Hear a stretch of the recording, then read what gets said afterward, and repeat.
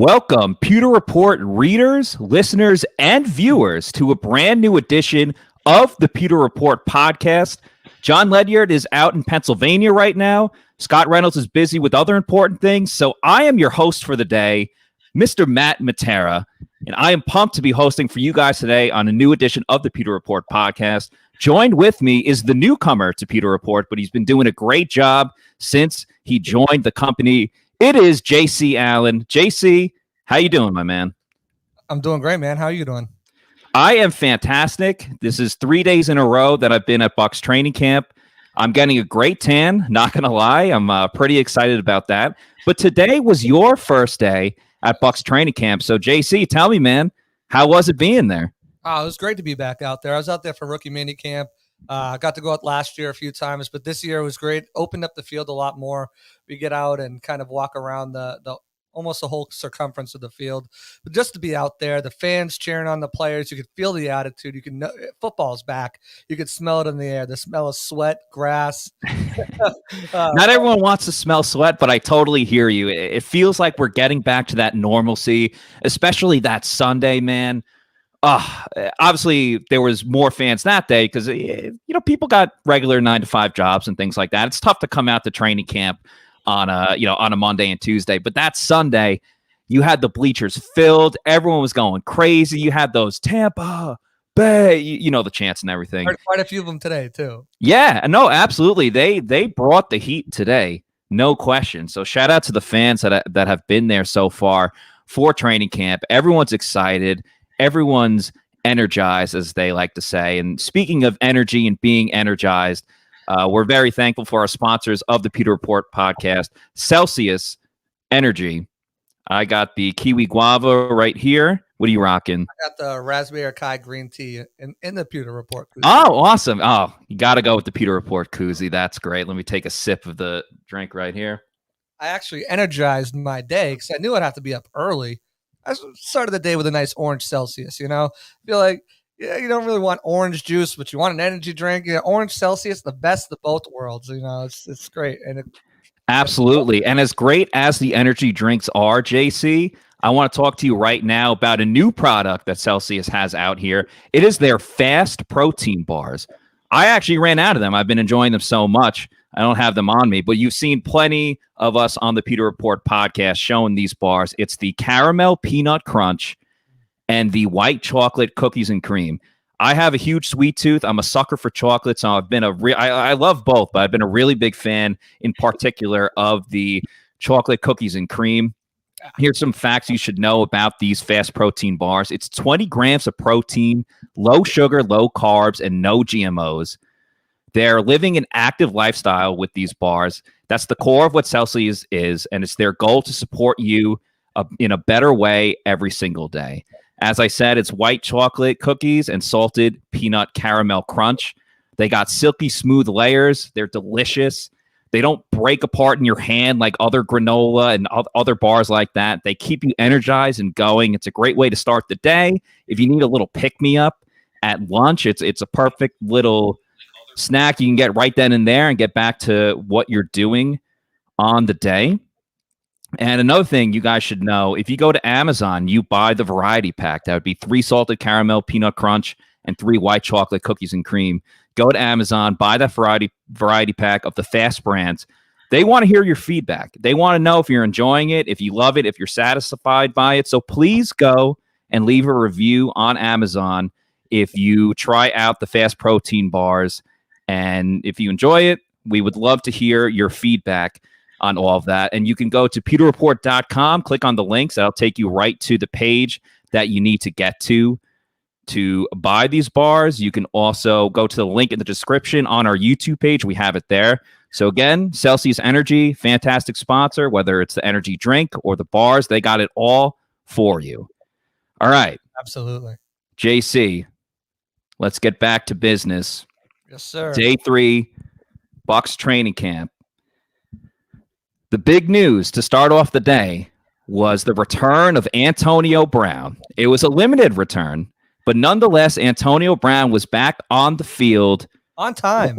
On time. He was there in the beginning. You got a great picture of him warming up. We had some videos of him jogging. At one point, he caught a pass, and Mike Evans was yelling from the other side of the field, "Get that AB, get that AB." People were very excited to see him, and I think no one was more excited than Antonio Brown himself. He was a man that was driven. JC, I know it was early in practice, and we were all over the field, but did you see anything from AB when he was out there? The biggest thing I noticed was his smile. All smiles. At one point he stopped and he posed for photographers, when he noticed he was over there by Shaq Barrett and Devin White. And, he just took a big smile, and you could tell that this man is rejuvenated. I wrote about it in our roundtable discussion. He's fresh, man. He only played 10 games the past 2 seasons. He's been working out like a madman, and you saw it kind of pay off a little bit in wide receiver drills. I know we'll have our training camp synopsis out in here in a little bit, but you check that out, and he was moving around. Now he didn't really participate in 11-on-11s or 7-on-7s that I saw, but man, when he was out there, you could tell he was having fun with it, and he's definitely happy to be back. And I know the Bucs fans and the team are happy to have him back too. Oh, absolutely. And yeah, he was only in the individual drills, but I think if AB had it his way, he would be in the 11-on-11s and the 7-on-7s. I mean, he was just itching to get back out there. I was specifically I just happened to be over there at the time when he was in the wide receiver drills. I mean, one of the first plays that he ran, he caught the ball near the sideline, and it was right by where the fans are and everything. And he turned around, and that kind of like flex he does, where he's like, "Let's go." He did that like to the crowd, and the crowd goes very loud when it's Mike Evans. I think him and Brady are like the number 1 and 2 guys that they just explode when they see him. But they gave a huge applause for Antonio Brown. Fans were really excited to see him. And then later on in the individual drills, Antonio Brown, they were near the end zone. They were throwing passes into the end zone. He ran a cross route all the way from the left side of the field over to the right side. And he caught the ball in the end zone, was right in the corner of the end zone. I happened to be standing right next to the security guard. And he wasn't like specifically looking at us, but he was just like looking around. And then he just blurted out, like scream at the top of his lungs. He said, "Let's effing go." And this is just a guy running like your typical route on air. It wasn't like he beat a defender deep or like, got a huge third down or anything like that. He was just really happy to be out there playing football. And that was a big thing today, especially with Chris Godwin out there as well. But I think all signs are pointing up right now for Antonio Brown. I wouldn't be surprised over the next couple of days if we see him graduate from just the wide receiver individual drills to playing in the 7-on-7s and 11-on-11s. Yeah, there's definitely a lot of energy, a lot of profanity out there all over the field, whether it was from the quarterbacks, the coaches, the players. They're hyped. They were pumped up. It was a hot one out there, but you could tell, the crowd is giving them certainly some energy, and, they want to go out there and for the most, for the very least, put on a show for them as well, because it's the first time they've had these guys. And you saw, Mike the other day with this little protocol break, getting back out there and showing love to the guys because they miss the fans, and it's they're definitely outperforming well. You were watching wide receivers. I was watching the running backs catch balls from the quarterbacks. Not one running back dropped the ball. No, it wasn't. Again, they were on air. Right. They were running little out routes, swing routes, wheel routes, but everyone caught the ball, looked good, made some quick moves, turning around after catching the ball behind them. So, that's encouraging, especially where this is a area of the field where there are quite a few drops last year in the running back room. And if you remember, quite a few drops early in practice too last year. Oh, yeah, of course. And you know what? Those drops almost continued this week as well. Not necessarily with running backs, but the receivers in general have gotten off to a slow start. But I'm glad you brought that up about the running backs, because let's face it, that was a point of contention all season in training camp last year and kind of going to this year, more specifically with Ronald Jones. But there were a lot of drop balls with the running back. So it's good to see them at least getting off on the right foot with, with these running backs being able to right the wrongs of where they had issues with. Mitch has a question here. How did assuming he means Giovanni Bernard, how did he look? I mean, he's kind of just like he hasn't been on the team for that long, but he's all reliable. You know, you don't have to worry about him when he's in the game as a pass catcher. He's the guy that's soaking up all the information. He's working with multiple quarterbacks too. He's not just working with Tom Brady. He's also working with Blaine Gabbert. And you got to remember too, back in minicamp and OTAs, he was pulling double duty because he was working with Brady and all the top receivers on a separate private field. And then he would come to OTAs as well with most of the rookies and, guys that are trying to make the roster. And he worked with Kyle Trask and Ryan Griffin. So he's been all over the place and just getting after it, Yeah, I mean, he's just so smooth with the ball hits his hands, and his ability to turn from a receiver to a runner is just it's really fun to watch. So I'm definitely excited. He didn't get too much work today when they went to 11-on-11s later in practice.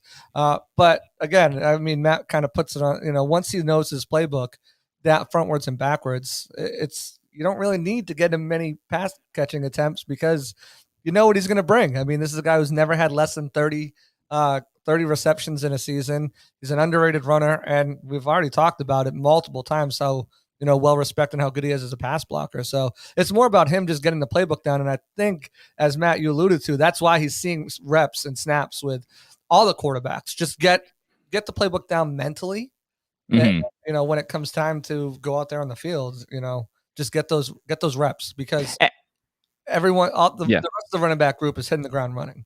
And think about it, too. You got to look at last season. Leonard Fournette didn't even come to this team until, 2 weeks before they were going to play the Saints in week 1 of the regular season. So, just think about how long it took him to understand the playbook and get everything down. And then look at the postseason, everything that went off with the playoff Lenny and Lombardi Lenny, now presidential Lenny. So, Gio almost has a head start when it comes to this.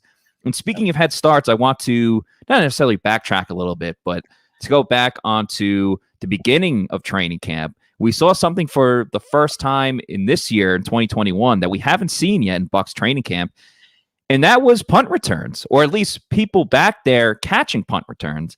There were 3 guys, and it wasn't really unexpected. It was Jalen Darden, Jaden Mickens, and Scotty Miller in no particular order. All 3 of them were out there. They finally, people have been asking to see, all right, who's in the competition for this?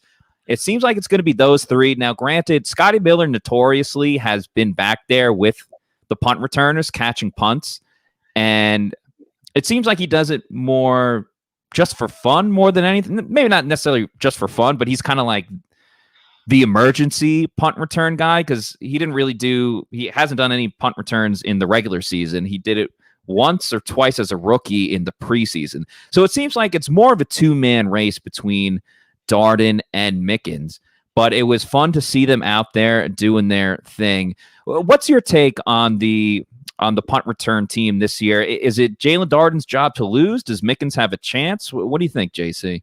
It's definitely going to be interesting to see how it all unfolds. And someone else who was interested in it was Bruce Arians, who posted up in his golf cart, and he intently watched that punt return. He left for a minute, then came back to continue watching punt return. So it's definitely an emphasis that not only we're looking at, fans looking at, but, Bruce Arians is looking at as well. At this point in time, it looks like Mickens has the advantage, but Mickens is also a guy who's been doing it for the past couple of years. He's got an NFL touchdown, as a punt returner. So of course he's probably going to look a little bit better, but I think this guy you're looking at right here on the screen, I think it's ultimately his job to lose. I mean, as long as he is not getting negative yardage. I mean, if you look at punt return and kick return are 2 different beasts, right? And if you look at punt return, Jaden Mickens only averaged about 6.3 yards per punt last year. It's not like he lit the world on fire. So if Jalen Darden can average 6.3, with his speed and his elusivity as a runner with the ball in his hands, I think it's going to be easy to go to him. Now, of course, I think they were just wearing shells today, right? So they weren't hitting each other. There's no tackling. So we're really not seeing what they're going to look like. They were pretty much catching the ball and just stopping. It was more of just, make sure you don't muff the punt. But I think Darden's gonna get a grasp on the job when pads come on and it's time to go. And Scotty Miller's just a great guy to have back there catching punts, so you know he can do it just in case something happens. Yeah, and I should clarify as well, too, that you did have the guys back there catching punts, but the segment that they were working on specifically was punt protection. So, you had all the guys on defense were in what they call it, skull caps, or, they put the yellow caps on their helmet to differentiate between offensive, defense, and first team and second team and things like that.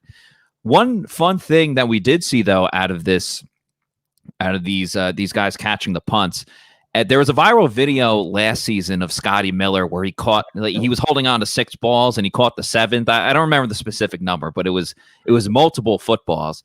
They didn't go to that extent for this practice, but both Darden and Mickens, they did each make a catch where they were holding on to one football and then caught the punt with their other hand. So I always like seeing those fun little, circus acts or whatever you want to call it. It's entertaining. The fans got a kick out of it, and it was fun to see. And but yeah, it should make for a really fun competition this year in the special teams category of punt return. And I agree too.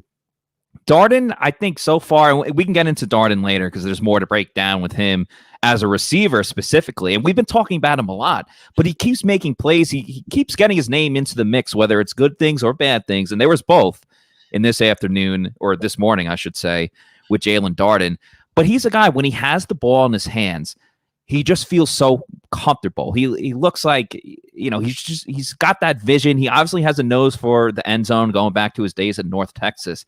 I think this guy, with the speed he has, and if he just gets a little bit of open space, especially on punt return, where you're more likely to do that than in a kickoff situation, I think this guy can do serious damage for the Bucs punt return team.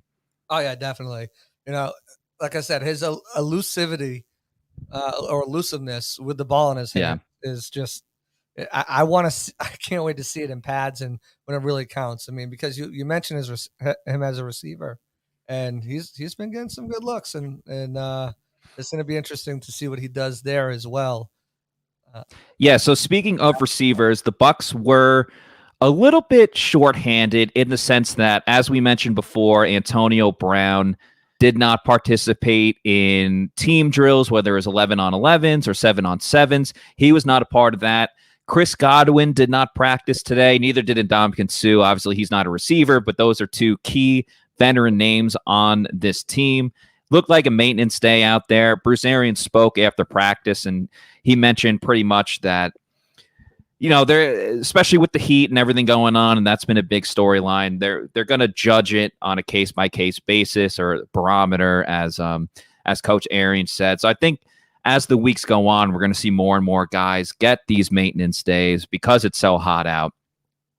But again, because the receivers, they weren't as fully stocked as they normally are, I think a guy that really stood up today was Tyler Johnson. Now, Johnson actually missed practice yesterday, but he came back today, and he's a guy that I wrote about in our latest PR roundtable that came out on Sunday, that he's a guy that really needs to benefit from having a great training camp, because right now he's going to make the roster and he's got a bright future in a season from now and 2 seasons from now.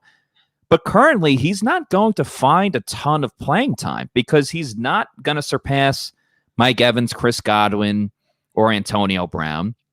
And clearly, Scotty Miller is faster than him. So Scotty's got the deep ball threat down as the 4th guy. And now with Jalen Darden in the mix, who is already showing a lot of flashes at receiver, he's probably going to be the punt returner and kick returner, as we just talked about. Tyler Johnson is not guaranteed any playing time this year, barring injury. But with that said, his chemistry with Tom Brady was great today. They connected on at least 4 or 5 passes and receptions on Johnson's end.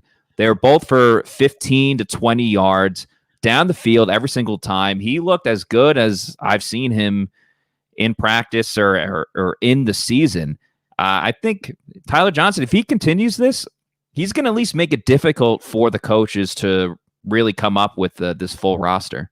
Yeah, he had one scary moment when came across the middle of the field, and he stayed down for a second. I was like, oh no. Me and the guys around me we took a collective gasp, like, no, he just came back today. But yeah, I mean, he made a lot of good catches, and you mentioned the longer ones, but some of the quick ones, he caught a nice pass right behind the line of scrimmage. It wasn't necessarily a screen, but it was a quick out to him behind the line of scrimmage, and he took it up the field for a few yards, and then he made a really nice catch coming shallow over the middle. And the guys who were in coverage were Levante and Devin White. Then he just found the open spot, got the ball. He got wrapped up real quick, but it was just nice to see him be able to work the middle of the field as well as the deep part.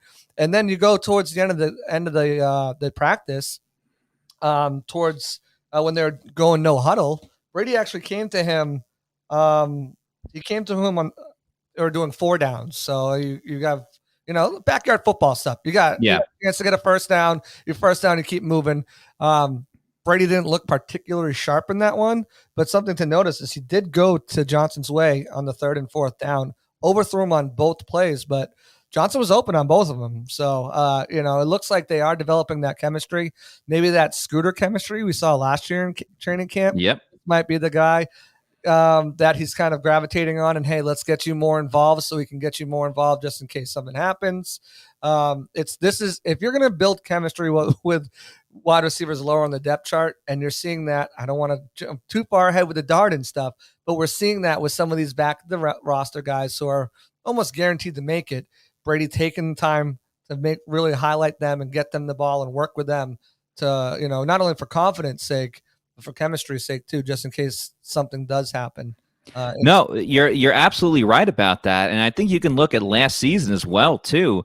Granted, there wasn't too many circumstances, but Brady looked at Tyler Johnson in some of the most important moments of their season. I mean, you go back to the divisional round against the Saints, and he made a clutch 3rd down reception on a play that was not easy to make. And then obviously he drew the infamous pass interference at the end of the game that sealed the deal against the Packers to win the NFC Championship and move on to the Super Bowl. So Brady has shown that he's willing to trust guys that, isn't his 1A and 1B options. I think we saw that today. The biggest play of the whole game, and it came later in practice, was Brady went deep to Cyril Grayson Jr. From where they were on the field, it was about 40 or 50 yards, and Grayson just burned everyone deep. Now, he's always been fast. I believe he ran track when he was at school. His issue has always been his hands. He came down with that one. But, yeah, it just shows the versatility of this team and Brady's willingness to work with everyone. Yeah, it was Antonio Hamilton in coverage there. Got burnt pretty good. Brady just found him deep down the seam. It was just on the right side. It was just good. One thing I noticed too, the play before that, Ryan Jensen had a bad snap. Brady was able to catch and recover it, and get it out to 89. I think who's it? That Jarrell Adams. Adams is 82. 89. Josh Pearson. Yeah, I was gonna say Pearson. But yeah, that was one thing I noticed. Back right after that, bad snap, recovers from it, good snap, touchdown, deep down the field. It just shows the mental toughness too that this team has. They're not going to let a potentially bad play interrupt them, and starting early in training camp, those things are going to happen in games, and it's how you react after to it. You got the ball out quick, didn't get much yardage off of that play, but was able to salvage it, and then boom, next play, forgot about a high snap and just went forward and scored a touchdown. I think we'll see a lot of that this year with Mike Evans just going down deep down the right side. He's looked phenomenal. That play he made against Carlton Davis, which, oh my God, in the corner of the end zone. Well, oh yeah, that play was unbelievable. I mean, Carlton had good coverage on the play. It seemed like I was on the opposite end of the field, so I was kind of looking from a distance, but it looked like Carlton had pretty good coverage on him, and then Brady just put it in a spot where only Mike Evans could get it. Evans obviously was the number one guy today, and I thought he played. Today was probably his best day, I would say. Now, maybe it was because other guys were out and everything. I thought Mike really balled out. It was fun because Carlton was on him for a lot of the day, and Carlton had a good day as well. Yeah. He got burned by Jalen Darden the other day on Sunday, I believe. But he was guarding him today, and he was guarding him by the sideline, and he was right on him. Brady went Darden's way. Carlton almost came up with an interception. And then after that, he was on Mike Evans for most of the day. Both guys, they had their victories, like Mike in the back of the end zone. But Carlton definitely held his own too. I mean, he's number one corner on the team for a reason. He's their lockdown guy for sure. But you were watching a lot of the other corners on field too, with the third and fourth string guys. Was there anything that stood out to you there? Yeah, D. Delaney came up with a nice interception off Kyle Trask. Kyle Trask, another up and down day. I think he went 5 for 11. Again, he had a couple of drops and a couple of pass breakups that went his way against him, but just not looking as sharp. Ryan Griffin got a lot of the snaps. He obviously, as the number 3 currently slotted, he got a bunch of snaps, and he looked better. But I think if you just rounded out not just the cornerbacks, but the defense as a whole in that second unit, they looked really sharp. They looked, and again, it's the third stringers we're talking about here. But to the cornerbacks, there was some really good coverage going on over there. Like I said, D. Delaney had a nice interception fighting for the ball. So that was a good play. The defensive line looked really good. A lot of pressure. You had Jeremiah Ledbetter, probably would have had a sack. It's hard to tell. Call it a would-be sack. If not, nothing. Definitely a hurry. And then Benning Potoa'e got his hand up on a pass ball and goal to goal against Ryan Griffin. There was solid pressure coming from Quentin Bell as well on rookie left was playing left tackle. Yeah. Calvin Ashley. So the defense as a whole, they look pretty good. Made it really difficult for Trask to get comfortable. They tried a few running plays. CJ Procise had a ball that he took. Probably would have been a big gain. Obviously, we know they're not taking to the house, they're not tackling. Right. You would have broken the tackle and definitely took it for a big gain had they done it. But second team offense has got some work to do. I feel like watching them, but the defense, we knew that defensive line competition was going to be a tough one, and that Quentin Bell and Cam Gill were going to give the team every reason to try to keep 5 outside linebackers on here. So, it was a good showing for both of those groups today, and as well as the cornerback group, which is extremely loaded as well right now. Yeah, I find the cornerback group so interesting right now because, again, they're in a spot much like other positions on this team where you have a couple of guys that are talented and would probably have a good shot to make the team in other places, but they're all fighting for one spot. I mean, we obviously know Carlton, SMB, Jamel Dean, Ross Cockrell. I know Cockrell's been moving around between corner and safety. These guys are all set to make the team. I find some of these guys so interesting. Like Kinley, obviously his story is super fascinating, and it's awesome that he has the opportunity to try to make an NFL team. Another guy that I've seen so much over the past couple days, and he falls into the Darden area of like some good, some bad, and that's Antonio Hamilton. I mean, you go back to OTAs and minicamp, I believe he had the first interception of minicamp off of Kyle Trask, or maybe it was rookie minicamp. But anyway, he had an interception there. The other day, he had a great blitz off the corner, had as the common theme, a would-be sack. Could have had that. He had that yesterday. He also had a nice pass breakup, but then he also got burned in the end zone twice yesterday. I believe he got burned on Grayson.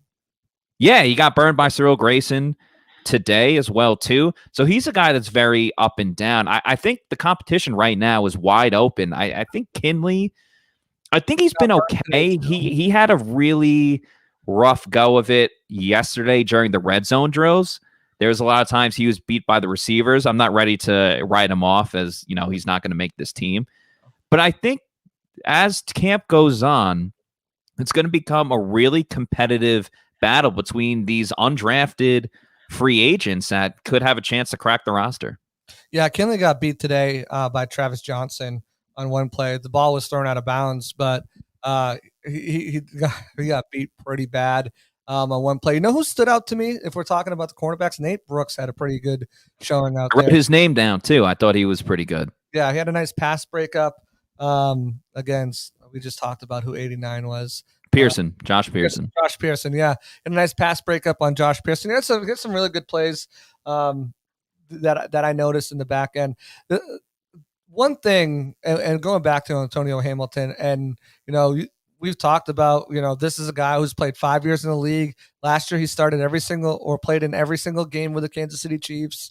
He's looked pretty good, other than getting burnt once or twice in camp. But he's being pushed by these younger guys, and not to get into everyone's business, and because I don't want to make this show anything about the vaccine and like that. But it's interesting to note that Antonio Hamilton was outspoken against the vaccine, and it's going to be interesting to see how this team, as we're seeing other teams around the league, and not only just the players, with coaches and with free agents that they're trying to bring in, are very cautious about that. And if Hamilton's resistance to get vaccinated might make them sway to a Brooks or a Kinley, or if Wilcox comes back, it's going to be interesting to monitor that situation with the team and how they're going to handle that.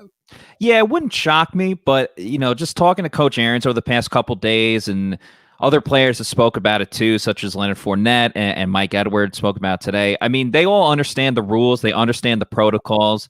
Coach Arians was speaking specifically about, okay, if you're vaccinated, you go this, or your rules go this way. If you're not vaccinated, you go that way. And it seems like they're very respectful about everyone's personal choice, because at the end of the day, it is a personal choice. On the topic of corners, though, I wanted to bring this up because I found it very fascinating. We spoke with Sean Murphy-Bunting, a.k.a. SMB, after practice today, and he went into great detail about I think it's safe to say that his season last year, it had its peaks and valleys. There was a time during the regular season where he struggled a little bit, but he came out through the other side. Obviously, he had a tremendous postseason with all the interceptions, and to season on a the highest of highs with winning a Super Bowl. But we spoke to Sean today, and he was telling us that he played through a number of injuries. Now, granted, he didn't miss one game, so he was able to persevere and tough it out. But the extent of all the injuries he was telling us about started in week 2 with the pulled groin and escalated from there. I'm going to play the video, and we could discuss that after. Second game of the season, so when I pulled that, I was battling through that. So my groin went, I started having ankle problems on my left ankle, strained my left ankle, and then I ended up dislocating both my thumbs again. So I ended up taking. What was that? I wouldn't get it. It might have been in practice. So I ended up dislocating. I have real bad thumbs. I've been working on them all season, so it should be back. They're good. But I ended up dislocating both my thumbs, and then going into playoffs, I kind of started feeling a little healthy, and then I ended up rolling my right ankle in practice. So I was fighting through that. But like I said, it's all adversity. It's all things that the training staff did a really good job of maintaining and controlling. Coaching staff did a really good job of making sure that I was preventive throughout the week, so that I can go in the game. And when I got to the game, it's all focus, all mental toughness, and after that, that's when we deal with it. And I got to deal with all my injuries in offseason, so got them taken care of, and now I'm back for 100%. So for those that couldn't hear that with the volume, and we apologize, we have to be, a distance away with the COVID rule, so it's tough to get all the volume on a stream like this. But pretty much what SMB said was that he pulled his groin in week 2, and because of that groin injury, it affected the rest of his leg, where he ended up having a sprained ankle that lingered on for a portion of the season. Then he dislocated both of his thumbs, not one, but both of his thumbs, which is just unbelievable to think that he played through that, considering, one, you have to tackle, and two, the big MO of a cornerback is trying to intercept the ball, and that's pretty tough to do if you have 2 dislocated thumbs. And then finally, he goes on this great run the postseason, as we just talked about, and then he rolls his ankle then too. So he played hurt throughout the whole year, but was still able to play the whole season, all 20 games, win that Super Bowl championship. JC, I know you're a big SMB guy. I mean, that's crazy what he went through, right? Yeah, and he was kind of having a conversation about this at his recent charity event. He was holding up his thumbs, and he was talking to Antoine Winfield. Antoine's finger was like twisted sideways and stuff like that. He actually had to get surgery on it as well. Antoine Winfield did. Made the joke. I'm like, hey, at least he didn't Ronnie Lott it. But, yeah, I mean, you talk about the use of your thumbs, as a cornerback, trying to catch the ball, trying to tackle, trying to grab. And not only did he, perform well, he caught 3 interceptions in a row. I know. And I mean, it's not like even if you dislocate your thumbs, sure, you put them back into place, whatever, the pain is still there. It's, it doesn't just go away because you jam them back into place. So that and playing with a sprained ankle, I mean, it just shows you not just the physical toughness of this team, but also the mental toughness. And that's something that Bruce has talked about over and over, and Brady's talked about mentally tough, being a mentally tough team. And now we're starting to get some of these stories about how banged up these players really were. And, leave it to a Brady-led squad to be really humble about injuries and what they went through. But now it's starting to come out a little bit here, and it just really puts in perspective, what this team was dealing with and how good they actually were, especially dealing with everything that they had going on. Yeah, it would make for some good talking points. I know they don't want to talk about it, but if you want to talk about more Tampa Bay Buccaneers, anything, thoughts, news, any information, the best place to do that is Green Room. JC, you want to tell us a little bit more about Green Room? Yeah, Spotify Green Room. It's a great app where you can go in, download it now. You can go in there and talk sports, talk music, talk culture.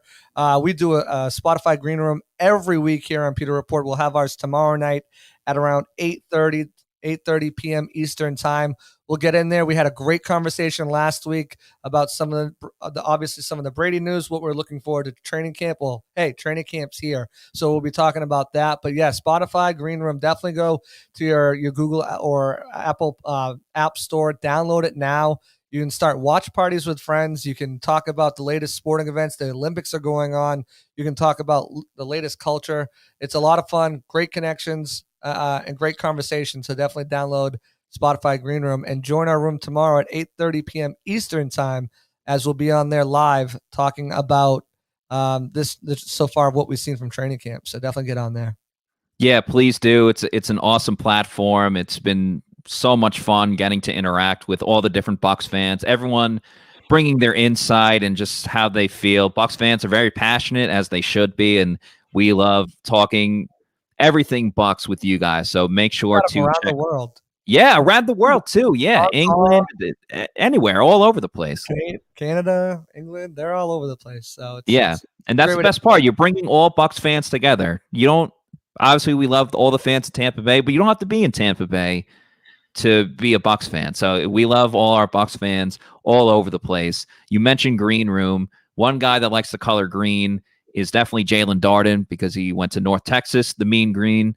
I think it's time to get into the Jalen Darden discussion outside of the punt return, which we brought up before. Jalen Darden had another up and down day. Yep. I think over the last 2 days, it's important to reiterate that the positives, I think, without question, outweigh the negatives with Jalen Darden. Agreed. Today specifically, you always ask someone, do you want the good news first or the bad news? I think most of the people say the bad news, so I guess I'm going to start with the bad news. Darden got in trouble twice today. The first time was because he jumped off sides, which is something that he did the day before as well on Monday. I just forget what day it is, because training camp started on a Sunday, but that made it feel like Monday. Anyway, so he went off sides the last 2 days. Tristan Wirfs actually went off sides as well, too, not long after that, or it might have been right before that, which caused Brady to get pretty angry. And, he started yelling, stop effing jumping off sides. So, Darden, you could see it. Tristan Wirfs, that was very surprising. That's something Bruce Arians spoke about after practice, being like, if it's a young guy, I understand. Tristan Wirfs, he said, I got to chew his ass out if that's the situation. Meanwhile, he's only a second-year player. Anyway, I'm rambling on here. To go back to Darden, so he got in trouble for going off sides. And then the Bucs were doing a drill later on in practice where everyone was running essentially in slow motion, because the whole part of the practice was to get down the field, stop the clock so you can kick a field goal. And Darden either didn't run the route the right way or didn't finish the route. And Bruce Arians was out of his golf cart being like, what are you doing? Everything like that. That wasn't all, but yeah, you're right. I was at the other end of the field of view, so I got a perfect view of it. They were doing situational work where they would pretty much walk through speed, and they would, either they would make the reception, and then they'd either get to the line and clock real quick, or they'd work on their timeouts, catch, receive, drop, timeout. And on this particular play, it was a catch, drop, timeout. And Darden ran an out route when he was supposed to run like a 15 and in, or it was like a 10 or 15 and in route. And he ran ran the opposite route. And not only did BA get upset, you could hear Blaine Gabbert yelling at him too. It's like, is that what I told you to do? So then they ran the same route. Obviously, I'm sure Darden was a little whatever, but he corrected himself. He came in, ran the end, caught the ball, kneeled down, timeout. And they moved on, but I mean that wasn't the only thing though. Too, there were a couple drops that he had too. One in particular was a play where the other rookie, Joe Tryon, who looked really We'll get into Trion in a second after this. Well, the play kind of has. I won't spoil it. We'll get into Trion with it, but it was a drop on that play, which would have really kind of bailed the offense out, and if he would have made the catch, it would have been something that we'd be talking about right now. Like Darden made a catch, and it was perfect timing, perfect, situation that could happen in a game situation. But I'll pass it back to you. Right. Darden, I think we've seen so far, I'm getting a little worried that the hands are going to become an issue as we go further. I don't think it's going to be like a Cyril Grayson Jr. type of situation. Because he still does make these highlight reel catches, man, whether he's leaping in the end zone to make a catch or being over by the sideline and staying in bounds. He's shown that ability to make the highlight reel play where he can get it done. I think where Darden really looked great today is he's in a category right now where, he's still a rookie, but when he goes up against the third and fourth string guys, whether it's Hamilton, whether it's Brooks, I mean, Bruce Arians said it the other day, like he's getting wide ass open. He dominates these third and fourth string guys like every single time. He gets so open, it's like not even funny at this point. But at the same notion, when he's going up against Carlton Davis or Jamel Dean and guys like that, he might not be winning every single rep, but he's still giving them everything that they can handle. I mean, the ability to come in 3 days into training camp and you're giving all the starters a run for their money, you can't not be happy about seeing that. No, I mean, he's doing, like you said, he's ahead of where the third and the fourth stringers are. Yeah. But as far as moving, up to the starters, he's doing a pretty good job at competing with them. I still don't know if he's at that level with the starters yet. I think that he's kind of in this weird in-between phase, right? So the starters are kind of showing up the best of them. They're still, battling with him just because of his get off is just so uniquely insane. But when it comes into strictly coverage, if he's not beating him at the line, they're doing a good job covering him. It's not like they're blowing by him. But when he's with the younger guys, it's the other guys, the third stringers. It's too easy for him. But he had a nice catch. We talked about this, a deep ball with Ross Cockrell trailing, just kind of took off. And there was a large separation between him and Cockrell, who Cockrell's getting a lot of work with the safeties. And I know it's because, they're running really thin right now. Yeah. Yeah. But at the same time, I mean, that could be a huge advantage for the roster as well. Yeah, I mean, versatility is key, and Todd Bowles obviously loves that. That's like one of the first things people talk about with Bowles is he loves versatility. He's especially loves versatility at the safety position. I think that's why everyone fell in love with Antoine Winfield Jr., who we should point out was back at practice today. He had a false positive with his COVID test, which forced him to miss yesterday. He was back out there today, so the safeties did get a little more depth out there.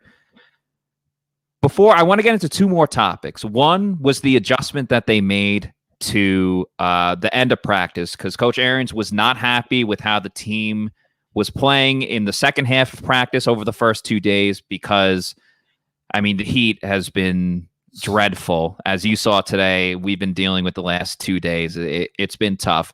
And then I also want to talk about Joe Tryon on Vita Vea, who got the Pewter Report bump from having Jimmy Lake on yesterday. If you guys haven't seen that episode, we had Washington head coach Jimmy Lake, who has coached a lot of these Bucs players, Benning, Vita Vea, and Joe Tryon. We'll get all into that in 1 second. But first, I want to talk to you guys about Underdog Fantasy. We're really happy to be partnering up with Underdog Fantasy. I'll tell you all about it. This website, Underdog Fantasy, is the best and easiest place to play fantasy football for big cash prizes. On Underdog Fantasy, you just draft. You don't need to worry about waivers, lineups, or injuries. Underdog handles all of that for you. As the saying goes, you set it and forget it. You don't got to worry about a thing. Go to UnderdogFantasy.com or download the app. Draft a season-long best ball team, and that's it. You set up the lineup, you pick the guys that you think are going to do best, and you put them in there. It doesn't matter who the starter is. Whoever has the best day, the most points, that goes to your starting lineup. It doesn't matter where you have them in. So make sure you go and do that. They're going to give you a $25 bonus when you sign up. So you could take a free shot at a $1 million grand prize in their fantasy football tournament. That's $25 to win $1 million. That sounds like a pretty good deal right there. And also, they have different standings as well, where if you don't come in first place, you can still make money if you get into the top 10. So, I mean, it doesn't get much better than that. Yeah, and it looks amazing too. They have a thing too where you can do some, like, you can utilize the site for mock drafts, right? Because absolutely. I was mentioning that to Scott the other day.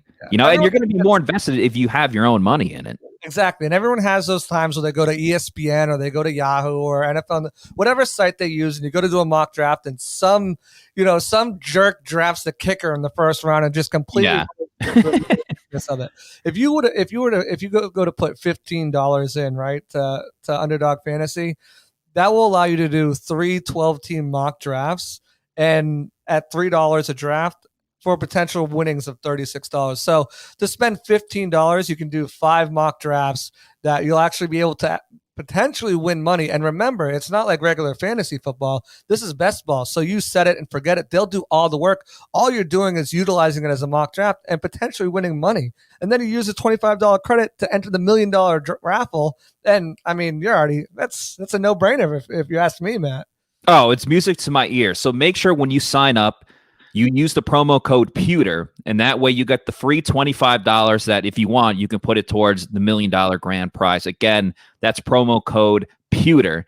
I love Underdog Fantasy because it's so easy to use. The mobile app is slick. The website is super user-friendly. So do what I've been doing. Go to UnderdogFantasy.com, join a league, draft a team, and that's it. You're good for the season. Again, UnderdogFantasy.com, and use the promo code Pewter, PEWTER, and get a free $25 bonus in cash. All right, JC. There was a little wrinkle to practice today. Yeah. About halfway through, even a little bit more than halfway through, we got to the field goal kicking portion of the practice. But as the kickers were doing their thing, the rest of the team went inside to the Advent Health Training Center, the indoor facility.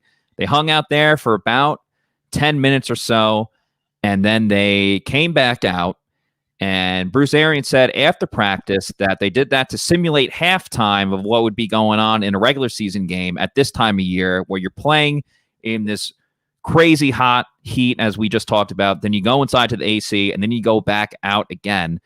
Coach Arians was more pleased with the second half of practice today, and he thinks a big help of that was going inside. What were your thoughts on that?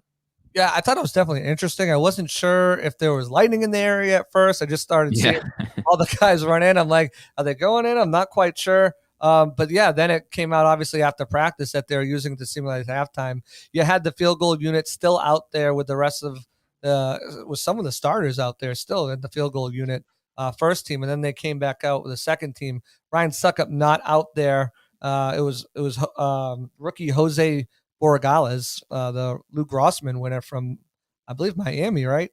Yeah.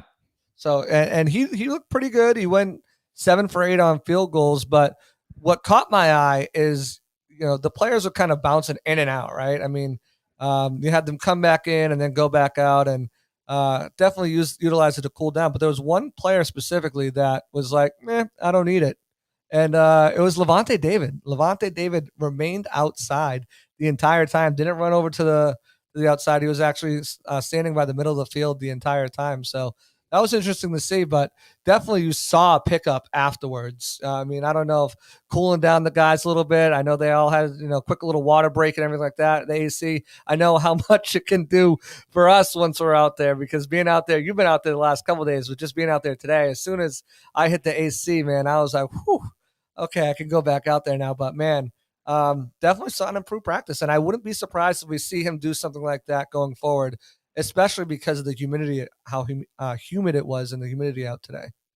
Yeah, I think it was a great move, and as I totally agree with you 100% that it could be something that we see them do again. Arian spoke about that after practice a little bit.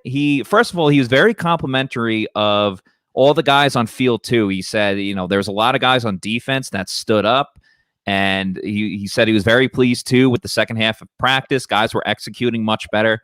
And he had an interesting statement as well, where he was saying, we know how Coach Arians and his coaching staff, they love to utilize all three fields so guys can get as many reps as they possibly can.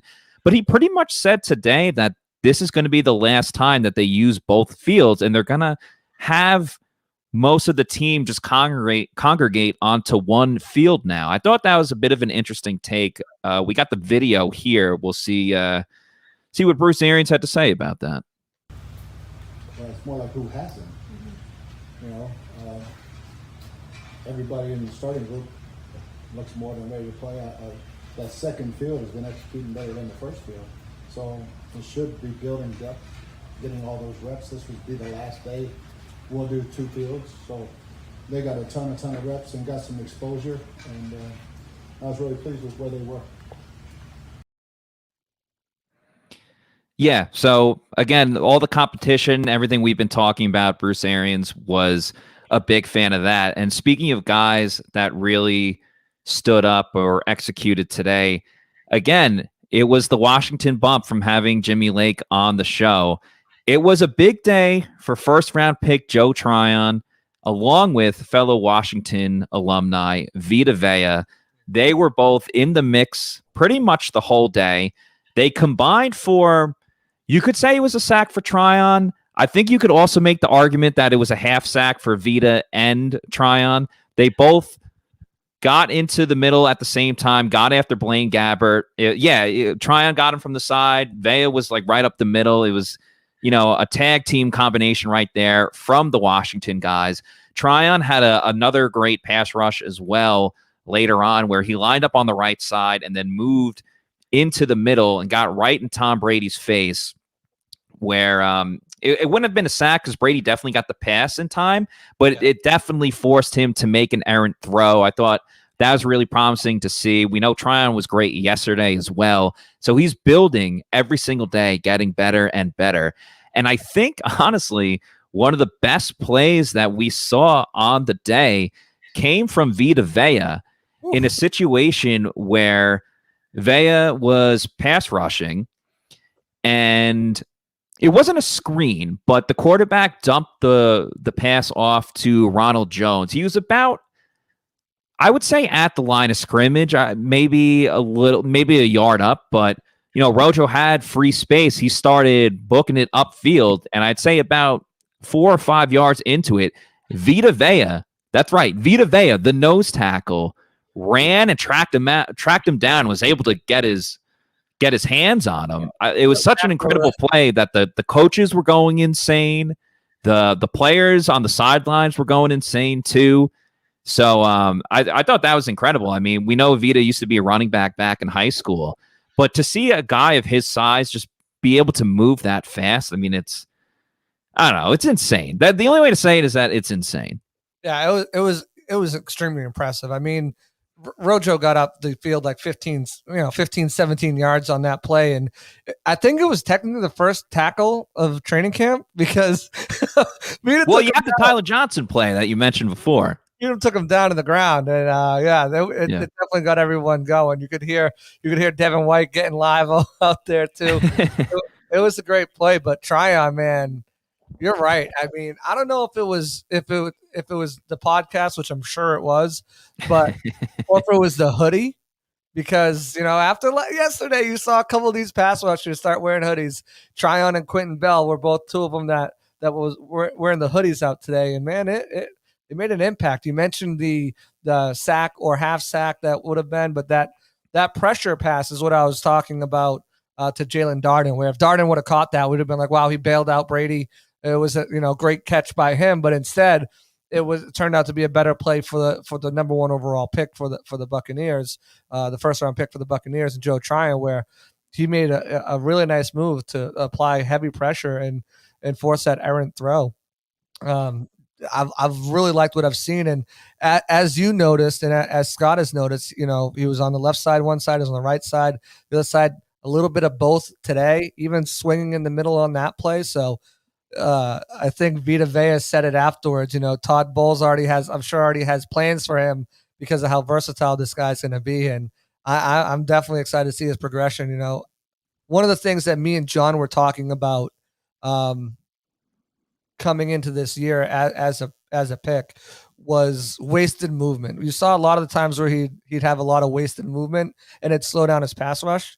I don't know about you, but I haven't seen much of that. I mean, he had the full year off. It looks like he took that to an advantage to study that and work on that, because I've seen a lot of fluid movement from him, decisive, quick decisions, and not second guessing himself, and it's been paying off in practice.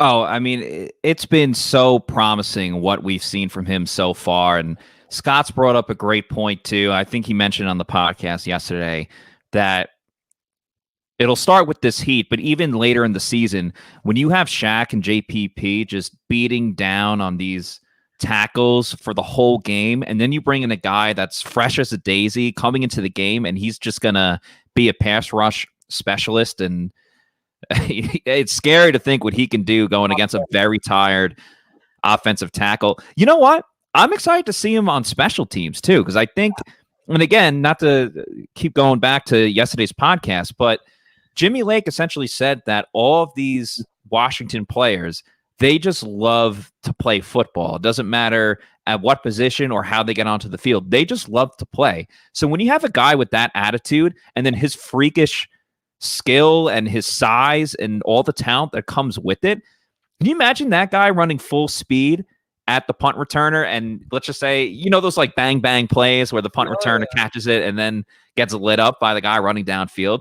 I think Joe Tryon is very high on the list as like the last guy that you want to see running at you on punt coverage or punt return. He looks like an action figure. The guy's just, the way he's built is just, that's the last guy I would want to see coming at me, running down the field. And it goes back to draft day, and it goes back to what we heard from the draft meetings. This is a guy who just wants to play football. He said, Bruce mentioned, when they talked to him, I'll play anywhere, coach. I'll play anywhere, I'll play special teams. And when Trion, we first got to talk to him, echoed those sentiments. I'll play special teams. I'll do whatever I can to help this team win and to help this team and get on the field and be a contributor. And I think that's going to go a long way, for his development. Even special teams, just getting the snaps, getting the reps, getting out there, getting used to NFL speed, the size of other players, because he's a big boy and he's got good speed, but, going in the Pac-12, you're not necessarily going against some of the biggest. There's some great competition. I'm not taking anything away from that. Yeah, it's not. You're not going up against NFL players every year. So, and he only started one year, and I think it was only 5 games or something like that. So, I think it's going to be tremendous for his development, for sure. And that's part of the reason too, is his passion and love for football. There's some guys that were taken off their board because they weren't really, interested in special teams or contributing however they could. And that's why I think Trion, was the pick. And I think that's why he's going to flourish here in Tampa Bay, is because of his eagerness to not only help contribute in any way, but also to learn, which he was doing a lot from JPP and Shaq today.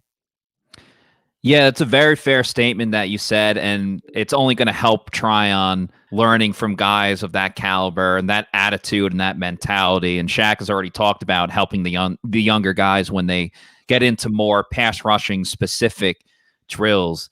JC, before we wrap up, is there any other thoughts or comments or observations that you had from training camp today? No, I mean, I think we got a couple more practices before they get the spiders on, and then we're going full pads and what, start of next week, maybe? Yeah, they have to go through a couple more practices, and I'm excited to see when they finally get the full pads on, because I think especially for a guy like Trion or most of the guys on the offensive line, I think that's when we can really start to see what offensive linemen specifically start separating themselves from the pack, because it's tough when you're not in pads to see guys like go really hard, especially like in run drills and things like that. It's tough to really understand who's winning, who's not, because you don't have all the ingredients there, as some would say. Yeah, and I mean the offensive line is a great spot, place to start too, because same thing with the defensive line. Because I think we're looking at this, the offensive line. One thing that jumped out to me, obviously, Robert Hainsey's been running with the second group at center, and it has looked really good. He spoke with the media. We'll have some comments about that coming out here very shortly after the podcast. Make sure you go to pewterreport.com to look for those. But also, Nick Leverett has consistently, for the second day in a row, been running with the second team at right guard. So that's something that's intrigued me as well. You've got guys like Sedarius Hutchinson, John Molchen, all vying for those spots as well. So to see who's going to grab that spot, because we pretty much know who the 8 offensive linemen are, right? So it's really coming down to that 9th spot, and do they keep a 10th spot? And if they don't keep a 10th spot, that 9th offensive lineman, the versatility is going to come into effect, and it's really going to be interesting to see once they get the pads on, and also with a guy who I think he played tremendous, especially as a run blocker.